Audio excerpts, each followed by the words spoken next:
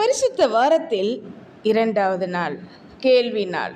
உண்மையை வெளிக்கொண்டு வரும் தேவன்.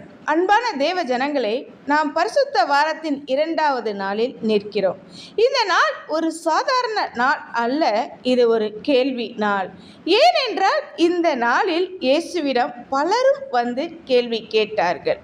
மத்தேயு 21:23 நீ எந்த அதிகாரத்தினாலே இதை செய்கிறீர் என்று சொல்லி கேட்டார்கள்.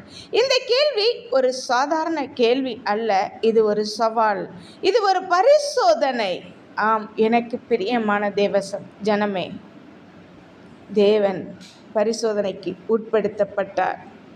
மனிதர்கள் கேட்கும் கேள்விகள் சோதனைக்காக. அந்த நாட்களில் பரிசேயர்கள், சதுசேயர்கள், எழுத்தறிஞர்கள் எல்லோரும் ஒரே நோக்கத்துடன் வந்தார்கள். இயேசுவை பிடிக்க, அவரை சிக்க வைக்க. மத்தேயு 22:15 சொல்லப்படுகிறது, அவருடைய வார்த்தைகளில் அவரை சிக்க வைக்க ஆலோசனை செய்தார்கள் என்று சொல்லி. அவர்கள் கேட்ட கேள்விகள், வரி யூதருக்கு கொடுக்கலாமா என்று சொல்லி கூட, உயிர்த்தெழுதல் இருக்கிறதா, பெரிய கட்டளை எது என்று சொல்லி கேள்விகளை அடுக்கினர். வெளியில் பார்த்தால் நல்ல கேள்விகள், ஆனால் உள்ளே தவறான நோக்கத்தில், தவறான எண்ணத்தில். தேவன் கேட்கும் கேள்விகள் மாற்றத்திற்காக. மக்கள் இயேசுவிடம் கேள்வி கேட்டார், ஆனால் இயேசு அவர்களிடம் திரும்ப கேள்வி கேட்டார்.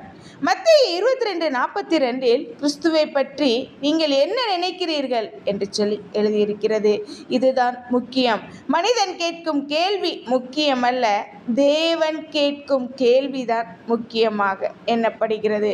இன்று தேவன் உன்னிடம் கேட்கும் கேள்வி, உன்னை பார்த்து, நம் ஒருவரையும் பார்த்து தேவன் கேட்கிறார், நீ என்னை யார் என்று சொல்லுகிறாய்? உன் வாழ்க்கையில் நான் எந்த இடத்தில் இருக்கிறேன்? உன் விசுவாசம் உண்மையா அல்லது மாய்மாலமா? கர்த்தர் ஒவ்வொருவரையும் பார்த்து கேட்கிறார். மார்க் 12:34 நீ தேவனுடைய ராஜ்யத்திலிருந்து தூரமாய் இல்லை. இது ஒரு எச்சரிக்கை. நீ அருகில் இருக்கலாம், ஆனால் உள்ளே நுழையாமல் இருக்கலாம். கேள்வி நாள், உள்ளத்தை வெளிக்கொணரும் நாள். இது ஒரு முக்கியமான நாள். இது மறைந்துள்ள உண்மையை வெளிக்கொண்டு வரும் நாள், போலியான விசுவாசத்தை வெளிப்படுத்தும் நாள், உண்மையான இதயத்தை காட்டும் நாள். தேவன் உன்னுடைய பதிலை எதிர்பார்க்கிறார். வார்த்தைகளால் மட்டும் பதில் போதாது, வாழ்க்கையால் பதில் கொடுக்க வேண்டும். உன் முழு இருதயத்தோடும் தேவனை நேசி. இதுதான் சரி.